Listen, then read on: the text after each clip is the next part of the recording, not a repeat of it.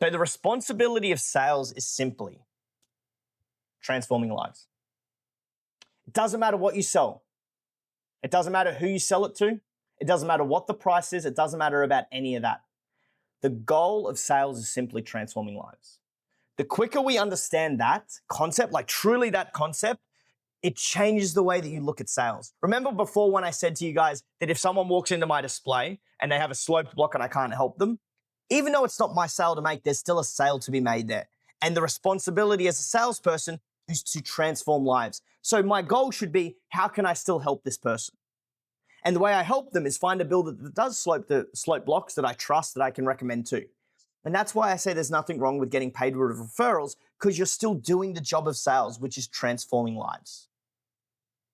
Your goal is to take someone from the left and move them to the right. And you, as a salesperson, has a very special job in this world and a very special ability. And I want you guys to listen really quickly, like really intently, write this down. You have the ability to move clients from pain to pleasure like this. You also technically have the ability to take them the other way, but you are the people who give clients that courage to get out of the life they already have, to trust you to move forward, to give them the enthusiasm to want to make a change in their life. That's why we say sales is transforming lives, because you're taking a client, you must take a client from where they are now to where they want to be. You must take a client from where they are now to where they want to be. That's what we mean by transforming lives. So the question is, how to do this? How do we take a client from the left to the right?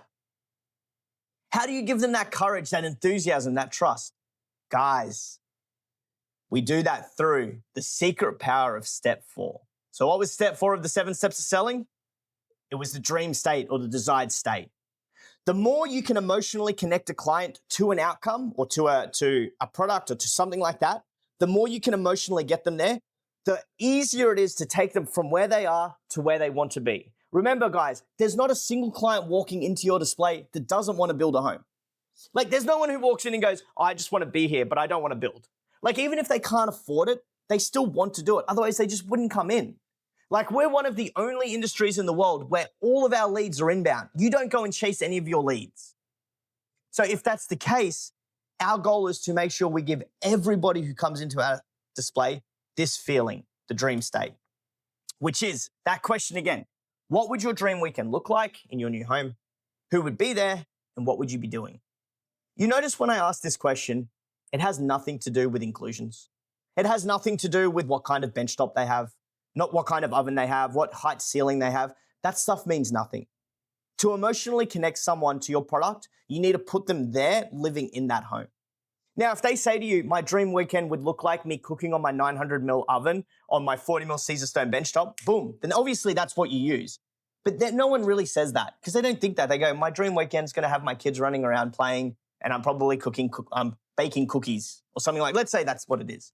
Well, then we talk about that. So if it was a female or a male in this situation saying my dream weekend is to bake cookies, then definitely spend time talking about the kitchen and talking about the aromas they're going to smell, the feeling, the taste of those cookies. Anytime someone would tell me that, I'd be like, I'm going to be the first to come over, guys, and try those cookies. Like that's my sweet tooth. I need to do that.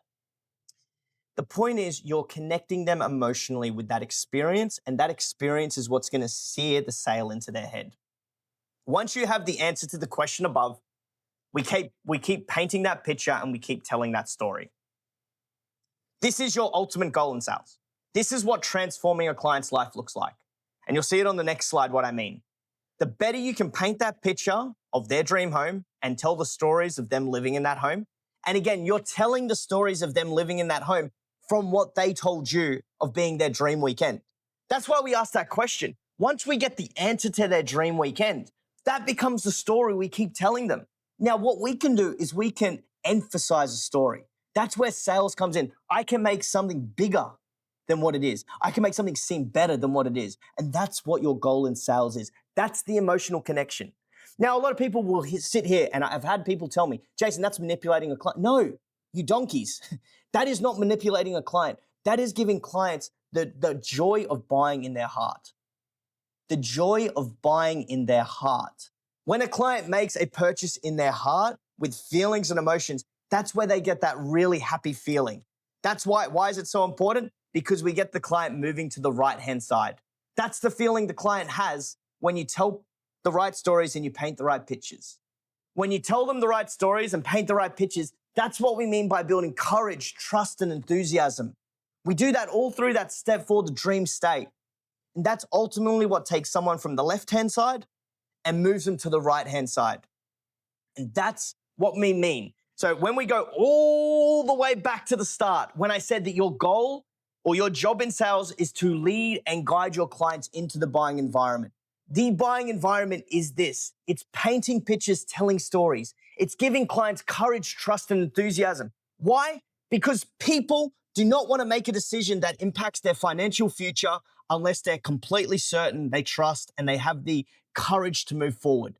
So in order for you to get the client to make that decision, to transform the client's life, we need to move them into that buying environment.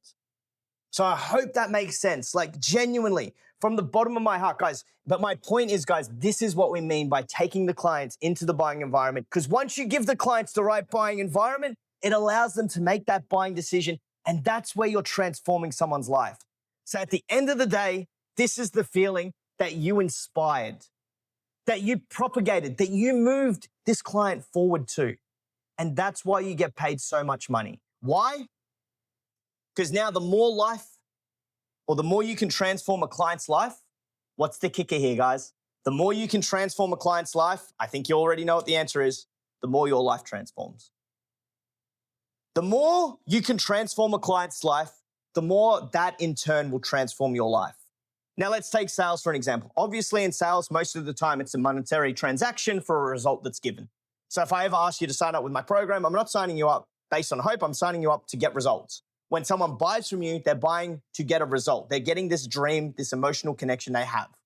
So the more lives you can transform ultimately leads you to the more your life transforms. And then therefore, the more everyone's life around you transforms. That's the key.